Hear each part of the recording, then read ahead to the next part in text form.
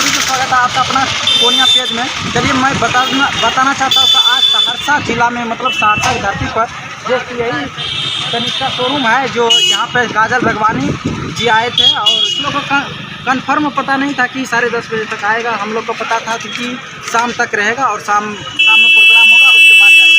ये शोरूम है जिसके ये शोरूम था तनिष्का, जिसके उद्घाटन के लिए आया था काजल रगवानी और अभी फिलहाल चले गए। तो आप यही कुछ सजावट थी और अच्छे से इसको मतलब दिखाया गया था और यहाँ पर आया था, उसके बाद चला गया। तो वीडियो को देखने के लिए बहुत बहुत धन्यवाद। ज़्यादा से ज़्यादा लोगों तक शेयर कर दिए। मैं मंगल पांडे, आप देख रहे हैं अभी पूर्णिया न्यूज़।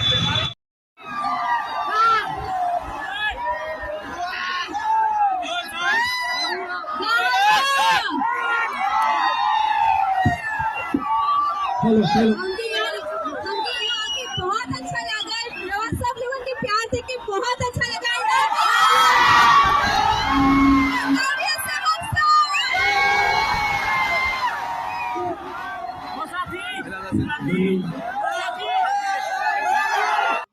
हेलो दोस्तों, नमस्कार, प्रणाम। आप सभी का स्वागत है आपका अपना चैनल पूर्णिया न्यूज़ में। चलिए हम बताते हैं कि आज हम आए हैं सहरसा में, जहां पे काजल रगवानी आया था यहां तनिष्का शोरूम के पास, और यहां पे काजल रगवानी का प्रोग्राम हुआ और उसके बाद काजल रगवानी को मारपीट और बहुत सारे काम हुआ। तो उसके बाद काजल रगवानी प्रोग्राम नहीं कर पाया और चला गया घर।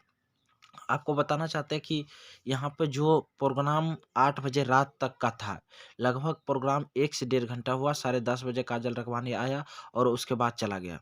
चले जाने के कारण ये था कि काजल रगवानी मंच पर आने के बाद उसको चप्पल और जूते और फूल माला से, मतलब यहाँ पर जो फूल माला यार छीटा हुआ है बगल में देख रहे हैं, सब फूल मालों से यहाँ मार के उसको भगाया गया। क्योंकि सहरसा की धरती ऐसा धरती है जो आतंकवादियों को धरती माना जाता है, लेकिन ऐसा नहीं करना चाहिए। आप ही लोग बताइए, अगर तनिष्का शोरूम में अगर काजल रगवानी आया प्रोग्राम करने के लिए, प्रोग्राम के बाद की ये वीडियो है, देख लीजिए। यहाँ पर फूल माला जितना है टूटा फूटा सारा चीज़ से ता गया तुरंत, क्योंकि ऐसा माहौल बना दिया था।